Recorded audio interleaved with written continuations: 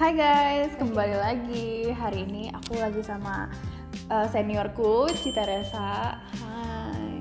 Halo teman-teman, nama aku Teresa Prajna, mahasiswa BNU dari Indonesia. Di Indonesia asalnya dari Surabaya.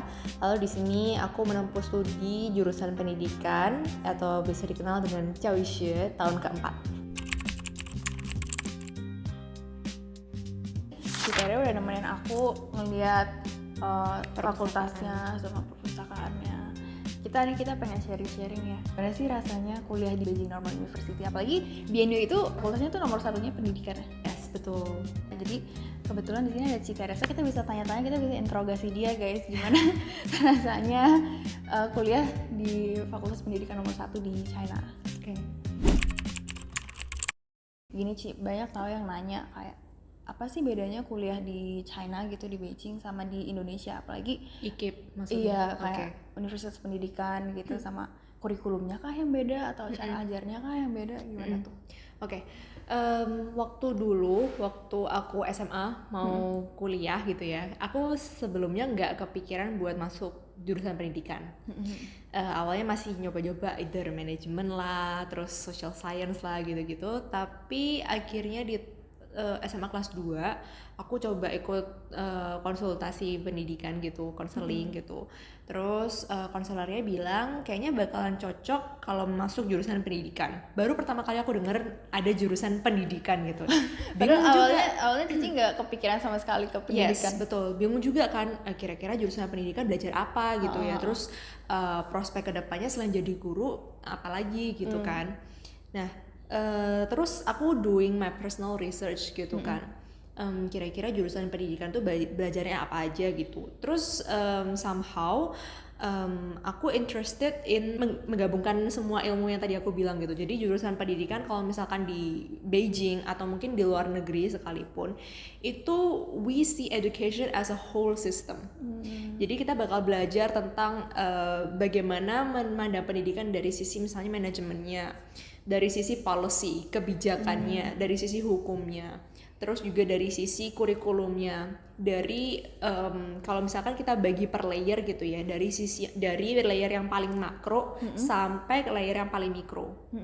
Nah, sepengetahuanku kalau misalkan di Indonesia, terutama di IKIP gitu ya, itu kita hanya diajarkan bagaimana menjadi guru untuk bidang studi tertentu. Contoh menjadi guru untuk mata pelajaran matematika, atau guru geografi, guru bahasa Inggris, whatever it was gitu ya. Memang guru-guru itu nanti ke depannya kalau misalkan kita kuliah di jurusan itu, nanti ke depannya dipersiapkan untuk menjadi guru yang tenaga pendidik yang siap mengajar gitu ya. Dan apakah hal tersebut tidak ada di China? Oh, tentu ada. Namanya kalau misalnya di China tuh namanya Shifan Lei. Shifan Lei, Beijing Shifan Daxue Shifan. Ya, Shifan Lei gitu ya. Jadi jurusan yang Shifan Lei itu adalah jurusan-jurusan yang memang mempersiapkan anak-anak didiknya untuk kelak menjadi tenaga pendidik. Ngajar bidang studi tertentu, misalnya ngajar jadi guru matematika di sekolah, jadi guru Yuan, bahasa Mandarin, bahasa Inggris, pokoknya per mapel, per bidang studi gitu. Ada jurusan itu namanya Shifan Lei. Yes, tapi kalau misalkan aku ngambil jurusan Cawishe, aku belum tentu di masa depan bisa siap jadi tenaga pendidik. Aku bisa ngajar, cuman tidak mendalam pada satu ilmu bidang studi tertentu. Gitu. Jadi kalau misalkan nih di masa depan, let's say kalau misalkan aku orang China gitu ya, aku bakalan ngajar di China gitu.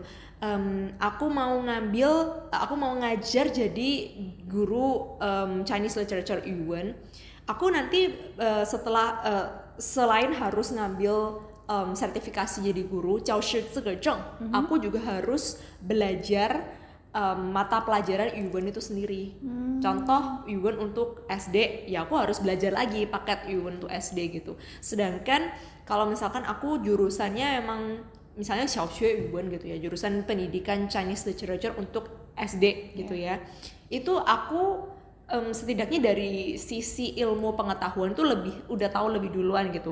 Karena memang itu adalah bidangku gitu kan. Memang aku diajarkan dan dipersiapkan untuk kelak menjadi guru Yuan gitu. Itu sih bedanya. I see. Nah, terus kalau Citere itu milih BNU itu dari awal karena emang udah ngincer kalau BNU itu nomor satunya pendidikan gitu kah atau gimana? Awalnya aku nggak mau daftar di BNU sih. Oh ya? Yes. Menarik, kenapa tuh? Aku awalnya minder.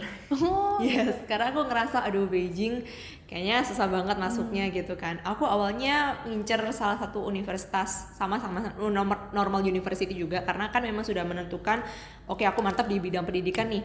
Nah, sekarang next step-nya adalah menentukan universitas mana yang mau aku incar gitu kan. Nah, awalnya aku mengincarnya di salah satu kota di sebelah baratnya China. Bisa dibilang berkat bujukan dan rayuan dari guruku bilangnya kamu nggak apa-apa lah ngincar yang nomor satunya aja gitu, dilihat dari nilai rapotmu juga kamu memenuhi kualifikasi kok gitu, gak usah minder. Jadi akhirnya guruku ini memberikan semacam support gitulah ya untuk aku bisa apply di salah satu universitas nomor satu untuk jurusan pendidikan gitu. Nah jadi ya here I am in BNU. jadi keren ya, ternyata BNU itu lumayan tinggi ya rankingnya, lumayan kayak salah satu universitas top gitu di China. Betul. Kalau teman-teman pernah mendengar istilah 985-211, Project 985-211, itu adalah project yang diinisiasikan oleh pemerintah China untuk meranking top universitas yang mempunyai kualifikasi global dan internasional. Yes, gitu. Dan BNU salah satu universitas yang termasuk dalam ranking 985 dan juga 211 gitu. Itu kan tadi tentang gimana cara Cici masuk ke BNU. Terus pas sekarang Cici udah masuk ke BNU, kayak ada culture shocknya nggak? Kayak misalnya pas masuk sini ketemu dosennya, lingkungan belajarnya kayak apa? Apalagi kan kita tahu kayak misalnya murid-murid di China itu tekunnya kayak apa kan? Kayak bahkan tadi kita pas ke library aja jam Banyak 10 yang pagi belajar. loh. Jam 10 pagi hari libur mereka udah duduk di situ udah belajar gitu. Nah, terus gimana sih Cici pas pertama kali masuk sini, ada culture shock gitu nggak?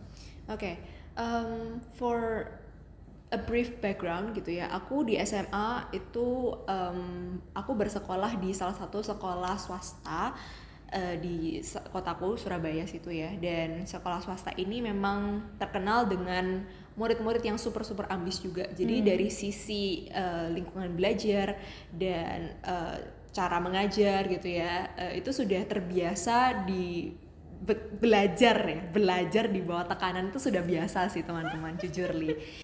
Nah jadi yang paling besar tantangan menurut aku adalah memahami dari sisi bahasa betul, karena jujur meskipun di Indonesia sekalipun aku sudah dipersiapkan dengan HSK dan berbagai macam language proficiency, tapi begitu sampai ke China terutama berkuliah dengan anak-anak lokal gitu ya, itu masih ada beberapa istilah atau terminologi yang belum aku dapatkan sebelumnya. Itu yang pertama.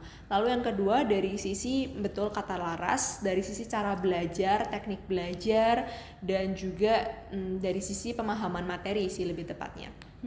Kalau di Indonesia mungkin kita itu terbiasa belajar dengan learning phase yang cukup lambat gitu ya. Jadi dosennya memberikan materi, kalau misalkan ada istilah atau terminologi yang belum kita pahami, kita bisa bilang sama dosennya untuk go back to slide tadi, terus abis itu kita tanya satu-satu gitu ya. Tapi kalau di China, apalagi di jurusan pendidikan itu adalah jurusan yang skala kelasnya cukup besar gitu ya. Jadi satu kelas kita bisa 50-90 orang gitu satu kelas. Gurunya kan nggak mungkin satu-satu memperhatikan muridnya gitu kan. Jadi kalau ada istilah atau terminologi yang kita belum pahami, biasanya kita screenshot gitu ya, terus habis itu kita setelah kelas atau setelah lecture kita harus review sendiri. Nah itu mungkin yang aku rasa a bit challenging, karena teman-temanku yang lainnya mungkin sudah memahami terminologi atau istilah itu dari awal gitu. Nah sedangkan aku yang harus double kerja lagi, ekstra lagi, yes ya? Betul, untuk memahami satu konsep atau satu istilah terminologi tersebut gitu. Makin lama semakin kesini semakin udah tahu sih teknik belajar yang benar kayak gimana gitu. Dan dari sisi misalnya note taking gitu ya, kalau dulu di Indonesia itu aku terbiasa dengan note taking yang lambat gitu ya, masih handwriting gitu. Aku nggak nyalakan teman-teman yang suka handwriting ya, tapi me personally setelah berkuliah di BNU aku lebih terbiasa untuk ketik sih, type gitu. Dan type pun juga ada tekniknya, nggak semata-mata nyalin PPT dari dosen, tapi aku biasanya bikin semacam mind map atau conceptual framework dulu supaya aku bisa memahami kira-kira materi yang disampaikan hari ini tuh tentang apa, dan korelasinya dengan materi sebelumnya atau materi yang akan diajarkan itu seperti apa, jadi supaya dapat gambaran yang lebih utuh gitu. Nah, terus kemarin kan kita baru selesai final test, Ci. Final test di sini tuh pakai bahasa Mandarin kan berarti? Betul, karena for your guys information ya, untuk S1 itu semuanya, kalau di BNU semuanya Chinese taught, jadi nggak ada English taught sama sekali untuk program S1 di BNU. Tapi kalau di universitas lain mungkin ada program English taught buat S1-nya gitu. Tapi kalau di BNU semuanya Chinese taught. Jadi of course dari sisi tugas-tugas, materi presentasi, even assessment kita, tes, semuanya itu in Chinese gitu. Iya.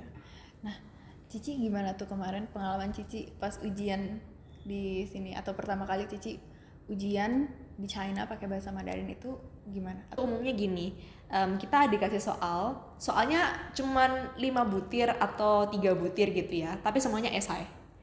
Yes, semuanya esai dan nggak ada pilihan ganda sama sekali, semuanya esai, dan kita disediain kayak berlembar-lembar kertas HVS, ya udah kita tinggal tulis semua jawabannya itu. Istilahnya banyak-banyakan nulis, banyak-banyakan kata gitu sih. Dan aku cukup terpressure ya ketika ngelihat teman-teman China aku ngelihat samping kanan kiri gitu ya, ketika mereka kertas HVS-nya benar-benar full tulisan novel. semua. Iya betul, kayak tulisan novel. Waduh, itu benar-benar pressure banget gitu ya. Tapi anyway, I'm trying my best gitu ya, especially buat nulis di kertas HVS itu, karena kalau di kertas HVS itu kan literally kita nulisnya from scratch, nggak ada sama sekali gitu kan. Nah itu semuanya full dari pikiran kita gitu yang dituangkan ke situ. Nah kalau tips dari aku sendiri, aku bakalan nulis jawaban atau kayak menjawab soal-soal ujian itu ada semacam strukturnya sih. Jadi yang pertama aku mulai dengan definisi atau konsep dulu. Terus berikutnya aku bangun definisi atau konsep itu dengan beberapa supporting arguments, entah itu contoh, studi kasus, tinjauan teori dan lain sebagainya. Terus setelah aku supporting arguments itu, di akhir aku bakalan kasih semacam closing statement 1-2 kalimat gitu. Jadi setelah menulis dengan beberapa struktur tersebut ya, hopefully jawabanku ini jawaban yang bisa dibilang lengkap gitu ya. Dari ada konsep, definisi, supporting arguments, contoh, teori, dan kemudian ada juga closing statement untuk kesimpulan gitu sih rata-rata. Iya. Nah, kalau itu kan tentang akademiknya, Ci. Jadi gimana menurut Cici belajar di sini di China tuh gimana? Puas nggak? Ada pros and cons ya. Aku yakin juga di Indonesia dan di semua negara pun juga ada pros and cons sendiri terkait dengan pengalaman belajar. Prosnya adalah belajar di lingkungan yang sangat ambisius, dan juga tadi yang seperti aku jelaskan, belajar di bawah tekanan itu memang somehow bakalan melatih kita untuk lebih disiplin, terus lebih men-challenge diri kita sendiri untuk mau keluar dari zona nyaman. Yes, tapi di sisi lain mungkin aku sampai sekarang masih menghadapi namanya juga study life balance sih, atau work life balance. Jadi aku menyadari semenjak aku berkuliah di China, sebagian besar waktuku aku investasikan untuk belajar, kerja tugas, baca jurnal. Jadi aku masih merasa study life balance-ku tuh masih kurang balance. Lumayan extrovert, jadi aku suka making friends, terus bergaul bersama teman-teman dari berbagai belahan dunia, nggak cuma local people aja, tapi aku juga bergaul dengan teman-teman dari Afrika, dari Korea, dari Jepang, dari Eropa, Amerika, dan lain sebagainya gitu. Kalau misalnya mau apply nih ke BNU, mau apply scholarship, kira-kira kita harus siapin apa aja gitu? Misalnya poin-poin apa aja yang bisa bikin kita lebih most likely diterima gitu buat scholarshipnya? Oke, jadi untuk tadi aku bilang daftar scholarship selain harus mengisi formulir pendaftaran scholarship, teman-teman juga harus mempersiapkan sertifikat-sertifikat sih untuk mendukung teman-teman biar bisa diterima scholarship. Nah, selain itu untuk di BNU sendiri kita bakalan ada semacam tes masuk untuk foreigners, jadi bakalan ada tes tulis gitu sama juga wawancara.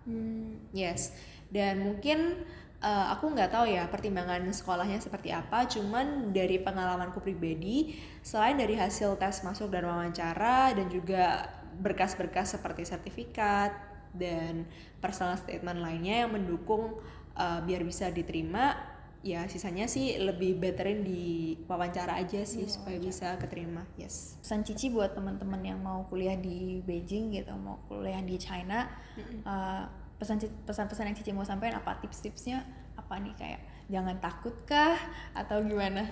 Oke. Buat teman-teman yang mungkin mau kuliah di China, selain harus prepare bahasa, berikutnya sih siapin mental sih. Mental itu bukan berarti kayak aku bakal ngadepin tekanan dan lain-lain. Aku percaya dimanapun teman-teman berkuliah, entah itu di Indonesia sekalipun, pasti akan mendapatkan tekanannya sendiri.